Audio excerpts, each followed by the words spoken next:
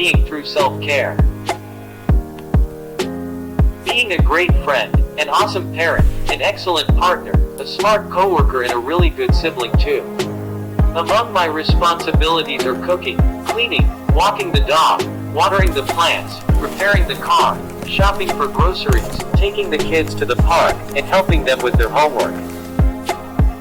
There is no shortage of tasks, goals, and ideas on who we should be and what we should achieve on any given day. Rarely do we make time for ourselves. To recharge, fill our own cups. Where do taking care of ourselves fit in the puzzle? What is self-care? Self-care is about being there for ourselves, making time to fulfill our own needs now and then, in order to be able to do all the other things we want in life.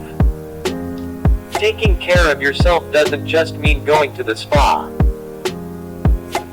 Although there's nothing wrong with pampering ourselves as part of our self-care routine, it's time to broaden our understanding of self-care to include all the things we can do for our well-being and see it as showing up for ourselves.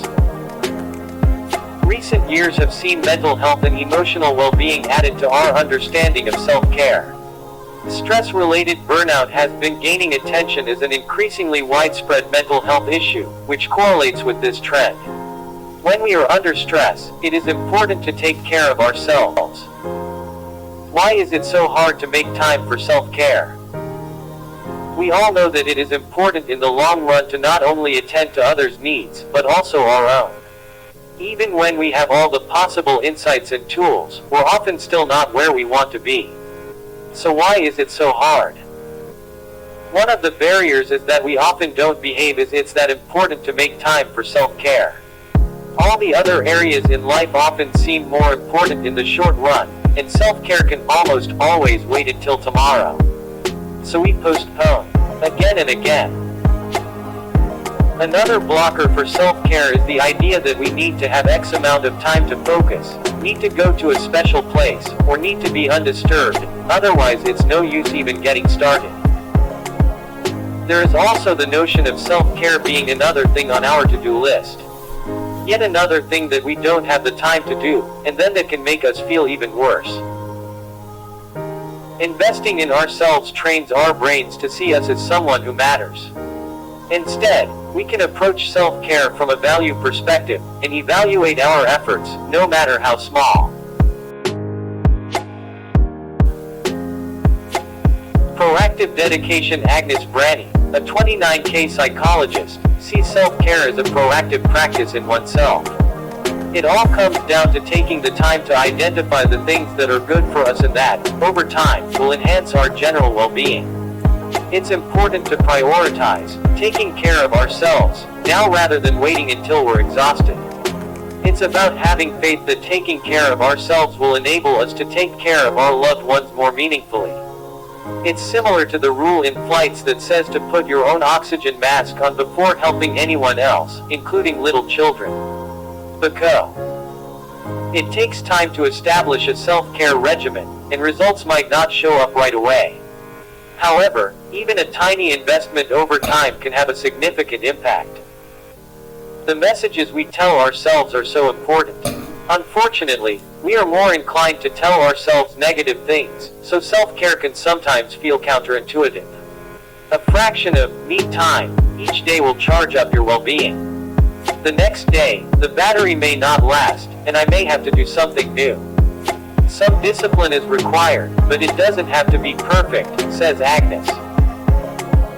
Self-care is important, but how do I find out what I need?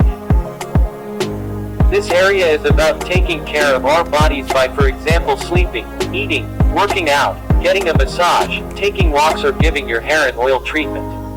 This is what most people think about when it comes to self-care. But there are 4 other areas that also need attention. 2. Social self-care. Social self-care is all about our relationships. Because caring relationships with others, be it loved ones, friends, parents, siblings, children, co-workers, distant relatives, new acquaintances, or somebody else we want to connect with, are among the top things that make people enjoy life, feel supported and valued.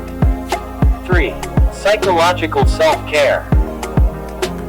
Learning new things, challenging ourselves, striving for something over time, being creative or growing new skills are all part of the psychological self-care area. Education or work may fill up parts of this area, but thinking of what's important for us personally is also an important piece of the puzzle. 4. Emotional self-care. Emotional self-care is about acknowledging and paying attention to our emotions, as well as expressing them. 5. Spiritual self-care. Having, developing or finding a sense of meaning in life is the 5th area of self-care. A sense of meaning or purpose does not have to be religious or spiritual in a traditional sense. It can be about being part of something bigger than ourselves, bringing our best to the table, volunteering at the local refugee center or putting food on the table for our family. Whatever makes us tick. Develop a self-care plan. When we check in with ourselves in each area and notice that one of them has not gotten much attention the past weeks, it is time to act. Ask ourselves, what small things can we do to nurture this area? Simple steps like changing your attitude can help. Become more conscious of the activities we must all perform, such as sleeping, eating, and maintaining our personal cleanliness. Give your 8 hours of sleep top priority. Alternatively, you can take a moment to consider how you are nourishing your body with this particular meal, so enhancing your well-being each time you eat, as opposed to simply viewing food as a means to an end. Pondering how you get out of bed each morning. Can you do something kind for yourself instead of checking your phone first, like meditate, practice gratitude, or brew a cup of tea you like? Start small, assess your needs and those of others, then take one action and repeat.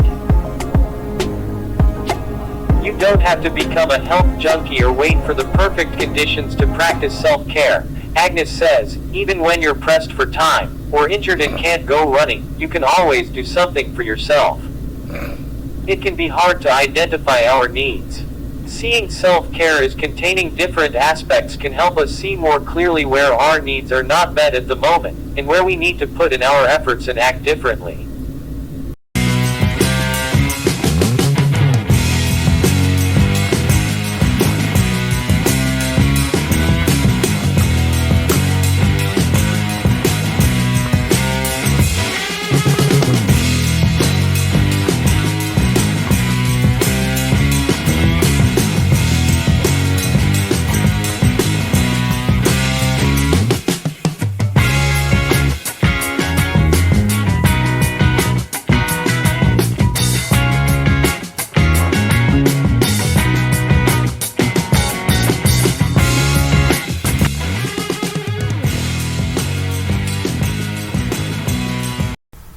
If you like this content, please subscribe.